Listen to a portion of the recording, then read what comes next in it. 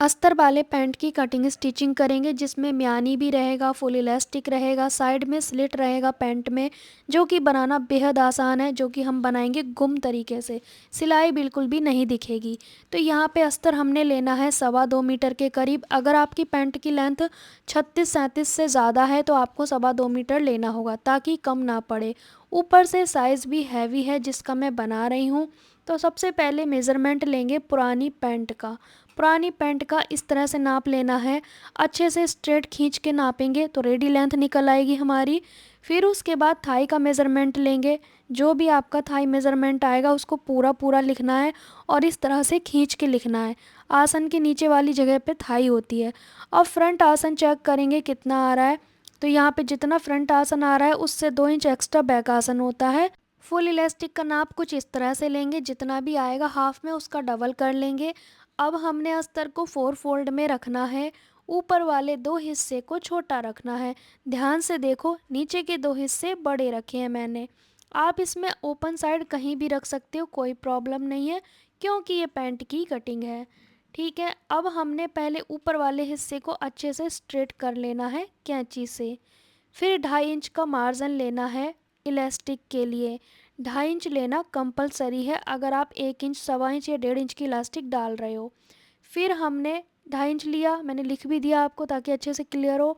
अब इस जगह से इंची टेप रखेंगे, रेडी लेंथ का मार्क करेंगे। मेरे कस्टमर का हाइट है 38 इंच, तो मैंने 38 पे मार्क किया है।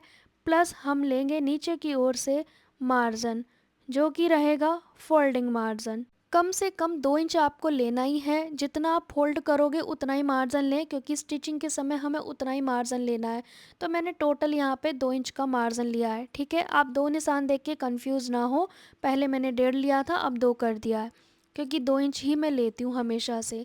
अब अपनी ओर वाली साइड से मैं 2.5 इंच पे एक निशान लगाऊंगी, ये कंपलसरी है। फिर बॉटम जितनी आपको रखनी है उसमें 1 इंच ऐड करके आप निशान लगा दें। जो अभी मेज़र किया था ना, उसमें था 8 इंच, तो मैंने 9 इंच पे निशान लगा दिया, क्योंकि मेरे कस्टमर को अस्तर वाली पैंट थोड़ी कंफर्टेबल चाहिए थी। यहाँ पे हिप का 4th पार्ट प्लस 3 इंच करेंगे। हिप का मेज़रमेंट मेरे पास ऑलरेडी था, इसलिए मैंने नहीं नापा। अब यहाँ से हमने लेना है आसन का मार्क। तो आसन हिप का 4th पार्ट प्लस 2 इंच लेंगे, क्योंकि ये रेगुलर कस्टमर है, मेरे पास ऑलरेडी इसका मेज़रमेंट है। यहाँ से हमने सेम लेना है दूसरी साइड पे भी। अब जो हमारे पास थाई का मेज़रमेंट आया था उसमें 1 इंच प्लस करके लेंगे, क्योंकि 1 इंच हमारा दोनों साइड मार्जिन जाएगा स्टिच में। और जो पैंट का नाप लिया था वो भी अस्तर वाली है, तो मैं ज़्यादा लूजिंग इसमें नहीं रखूँगी, सेम मैं रखने वाली हूँ फिक्स, क्योंकि वो भी अस्तर वाली थी पैंट और ये भी अस्तर वाली है। लेग शेपर का झुका हुआ हिस्सा इस तरफ को रखेंगे और निशान लगा देंगे।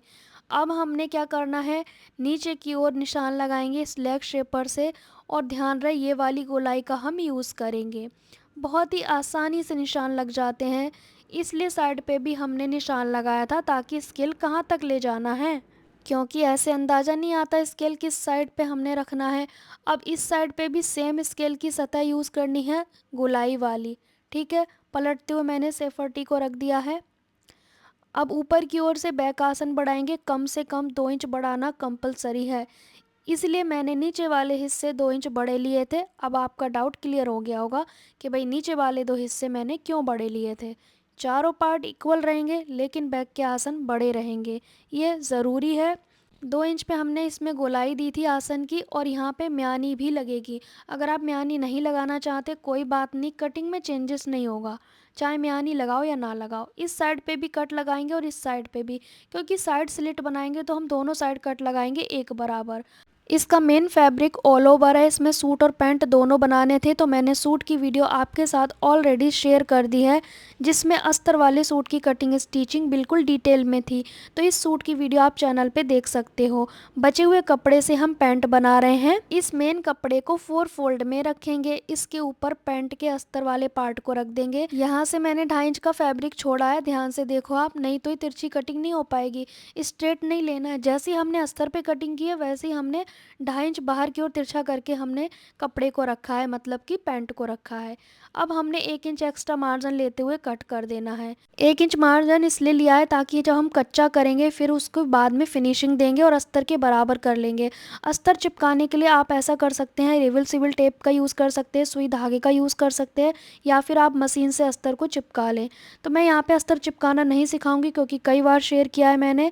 अब यहाँ पे मैं म्यानी की कटिंग करूँगी। तो अस्तर मैंने पैंट के चारों पार्ट में अटैच कर लिया है। फिर उसके बाद म्यानी के लिए 4 फोल्ड में फैब्रिक रखेंगे। 3.5 चौड़ाई में लिया, 8 इंच लंबाई में लिया और इस तरह से म्यानी की शेप लगा देंगे 1/2 इंच की तिरछा करके। अब इसे कट कर लेंगे। ये हमने अस्तर पे कटिंग किया है, अब मेन फैब्रिक पे इसे चिपका लेंगे। मतलब कि मेन कपड़ा भी यूज़ करेंगे ना इसमें, क्योंकि पैंट में लगा रहे हैं तो सिंगल म्यानी नहीं लगा सकते हैं, थोड़ा मजबूती के लिए अस्तर के साथ लगाएंगे। इसी तरीके से हमने पैंट वाले अस्तर जोड़े हैं और फिर एक्स्ट्रा फैब्रिक को हमने कट कर दिया है। अब पैंट में जो अस्तर जोड़ लिया है, अब हमने म्यानी अटैच करनी है। मैंने यहाँ पे फ्रंट का एक पार्ट लिया है, उस पे म्यानी को रख दिया है। दोनों की सीधी साइड नीचे की ओर रहेगी, मतलब म्यानी हमने अटैच करनी है अच्छे से। एक फ्रंट के पार्ट में अटैच हो गई, अब दूसरे फ्रंट के पार्ट में हमने ये वाला हिस्सा अटैच करना है।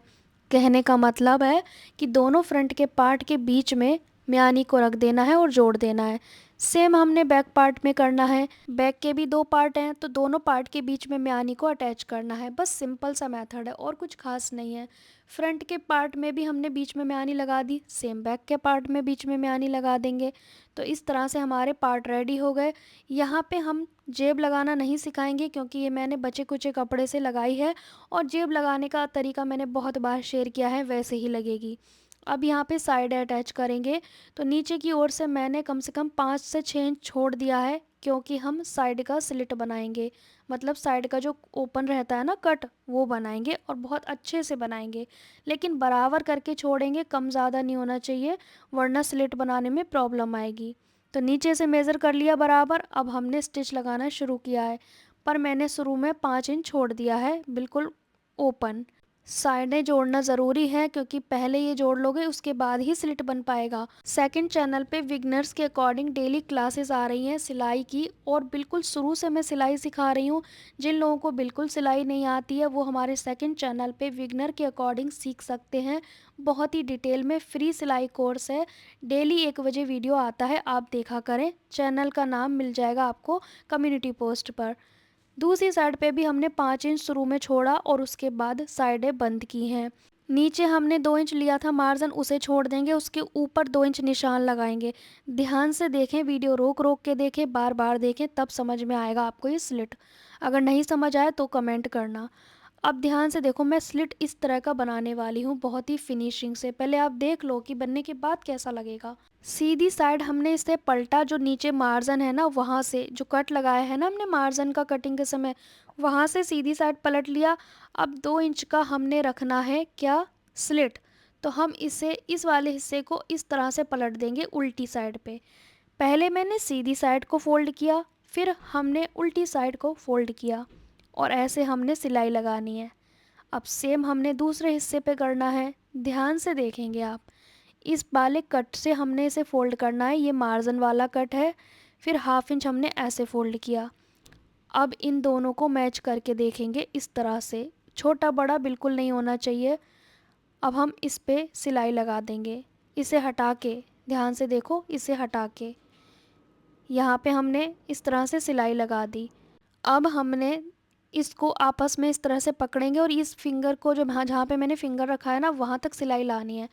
यहाँ से सिलाई लानी है और बस इस पॉइंट तक लानी है जहाँ तक हमारा ये फोल्ड हो रहा है। उसके ऊपर नहीं चलनी चाहिए मशीन।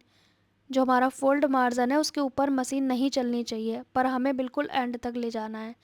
अब इसे सीधा करेंगे, यहाँ से इसे पलट देंगे। ठीक है, तो ये पलटने के बाद बिल्कुल गुम वाले स्लिट बन जाएंगे, कोई सिलाई नहीं दिखेगी। पेचकस की सहायता से कॉर्नर अच्छे से बनाने हैं आपको। नहीं समझ आए तो मुझे दोबारा कमेंट करना, मैं फिर से आपको सिखा दूंगी। अब ये जो साइड का कट वाला मार्जिन है वहाँ से फोल्ड करेंगे इस तरह से, ताकि हमारा जो कट है वहीं से कपड़ा फोल्ड हो। क्योंकि हमने जितना लिया है मार्जिन फ़ोल्ड का उतना ही फ़ोल्ड करेंगे।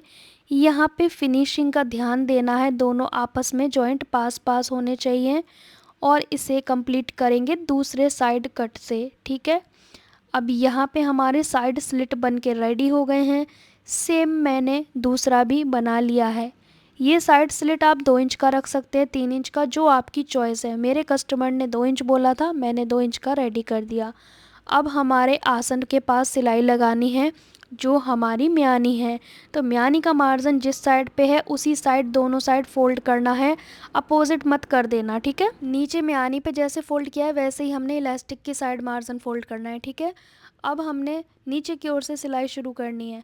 म्यानी के पास तो थोड़ी सी सिलाई लगानी है आसन पे सिलाई, लेकिन हमें नीचे की ओर से स्टार्ट करनी है जो कंप्लीट सिलाई रहेगी बॉटम की ओर से। इससे क्या है, छोटे बड़े नहीं होंगे और ना झोल आएगा, बहुत ही अच्छी फिनिशिंग आएगी।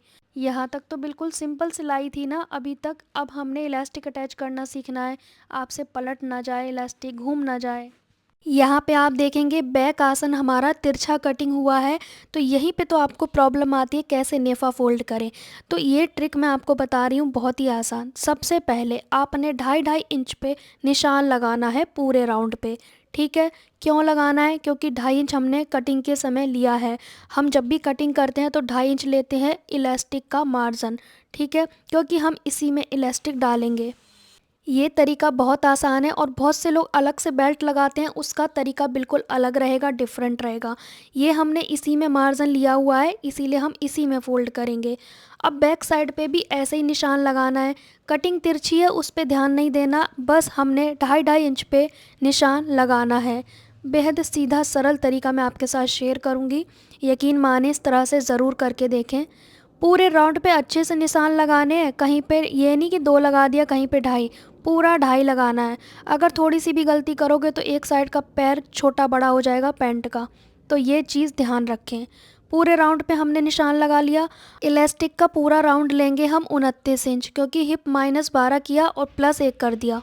इलास्टिक की चौड़ाई आप 1.5 इंच भी ले सकते हैं, पर उससे ज़्यादा ना लें, क्योंकि फिर हमें कपड़ा भी उतना ही ज़्यादा फोल्ड करना पड़ेगा। तो 2.5 इंच में 1 इंच या 1.5 इंच या 1.25 इंच की इलास्टिक इनफ रहती है। पैंट में 2 साइड के जॉइंट हैं, 2 आसन के, इन सभी पे हमने पिनअप करना है। ध्यान से देखो कैसे पिनअप करना है। इस तरह से मैंने डबल फोल्ड किया। इलास्टिक की चौड़ाई को रख के देखेंगे, 2 पॉइंट ज़्यादा होना चाहिए हमारा। ये यहाँ पे इलास्टिक को रख के देखेंगे और इस निशान के अकॉर्डिंग हमने ये फोल्ड करना है। इलास्टिक की चौड़ाई से थोड़ा ज़्यादा है, देख सकते हो नेफा। अब हमने इलास्टिक की चौड़ाई से नेफा थोड़ा चौड़ा होना चाहिए, वरना इलास्टिक इसमें नहीं जाएगा। ठीक है, अब यहाँ पे पिन से सिक्योर करेंगे। 4 जॉइंट होंगे, 2 आसन के, 2 साइड के, चारों पे हमने ऐसे ही पिन लगाना है नाप नाप के।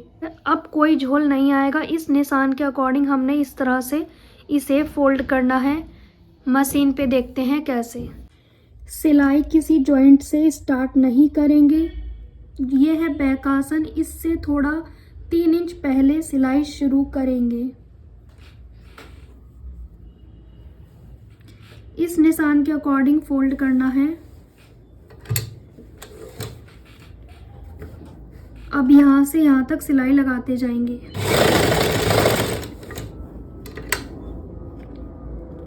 पिन को रिमूव करेंगे।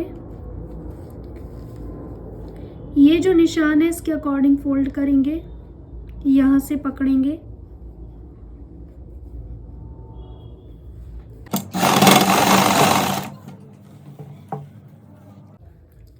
यहाँ पे इस निशान के अकॉर्डिंग स्लो प्रोसेस से सिलाई करेंगे, क्योंकि यहाँ पे तिरछी कटिंग हुई है इसीलिए। अब ये निशान आ गया, यहाँ पे भी इस तरह से हल्का सा एडजस्ट करेंगे और इसकी चौड़ाई को उतना ही करेंगे जितना हमें ज़रूरत है। अब यहाँ पे स्लो प्रोसेस से सिलाई लगाएंगे।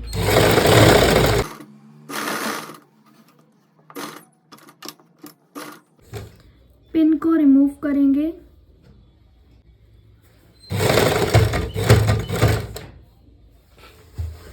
इस निशान को हमने ऐसे पकड़ना होता है, फिर हमने इसे इसकी चौड़ाई को बरकरार रखते हुए सिलाई लगानी है।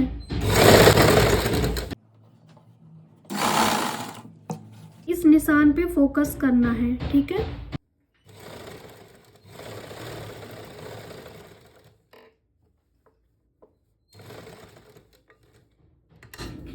पिन को हटाएंगे, इस निशान पे फोकस करेंगे, ऐसे पकड़ेंगे,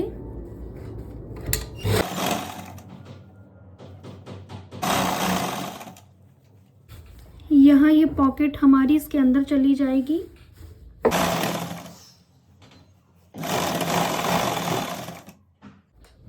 पिन को हटाएंगे,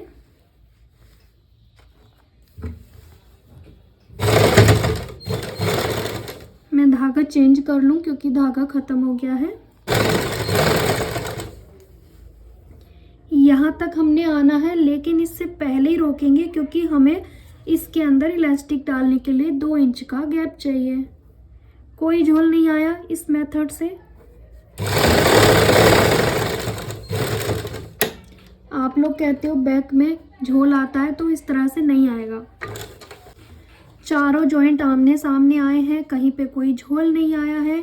कितनी फिनिशिंग से नेफा फोल्ड हुआ है, कहीं पे कोई झोल नहीं आया है और चारों जॉइंट आमने सामने आए हैं। इनका आमने सामने आना बहुत ज़रूरी है। एक पिन लेंगे और हम इलास्टिक लेंगे, इसकी सहायता से डालेंगे। काम में फिनिशिंग चाहिए ना, तो थोड़ा सा स्लो प्रोसेस से काम करें। अगर आप बिगनर हैं तो बहुत ज़्यादा जल्दबाजी दिखाने से क्या होता है ना, चीज़ें परफेक्ट नहीं बनती हैं। एक जिम्मेदारी और फॉर्मेलिटी में अंतर होता है। यहाँ से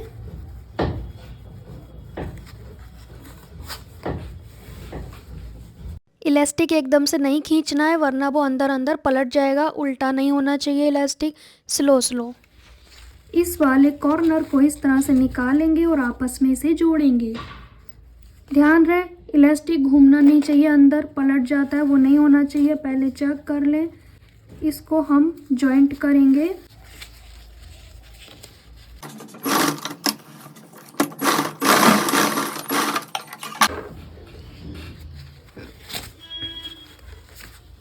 अब इस गैप को बंद करेंगे। कैसे, ध्यान से देखें।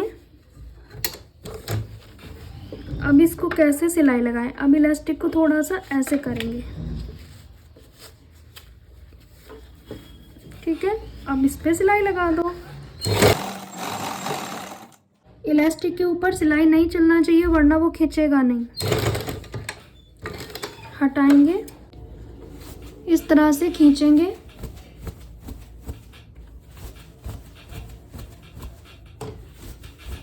घुमा घुमा के हमने इसे खींच के बराबर करना है। सारी गैदर इक्वल होनी चाहिए, कम ज़्यादा ना हो।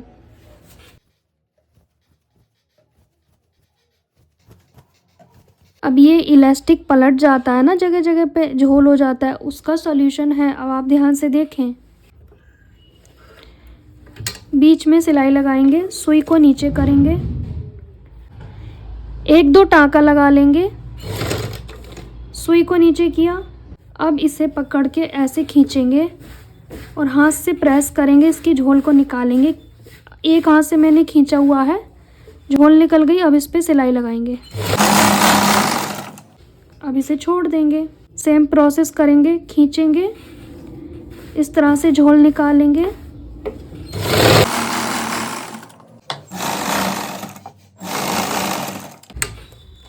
कितनी फिनिशिंग से हमारा इलास्टिक अटैच हो गया, आप देख सकते हैं। यहाँ पे पूरे में देखो गैदर कहीं पे कम ज़्यादा नहीं दिख रही हैं, बिल्कुल गैदर एक बराबर है। चारों जॉइंट भी आमने सामने हैं, कहीं से कोई भी कम या ज़्यादा नहीं लग रहा है। इस पैंट में साइड स्लिट बनाना सीखा, अस्तर वाले पैंट की कटिंग स्टिचिंग करना सीखा। बेहद सरल तरीका था म्यानी अटैच करने का। लाइनिंग वाले पैंट की कटिंग स्टिचिंग अगर आपको अच्छी लगी है तो वीडियो को लाइक शेयर करें और हाइप ज़रूर करें। सेकंड चैनल पे स्टार्टिंग से क्लासेस ज्वाइन कर सकते हैं फ्री कोर्स है। Bye bye.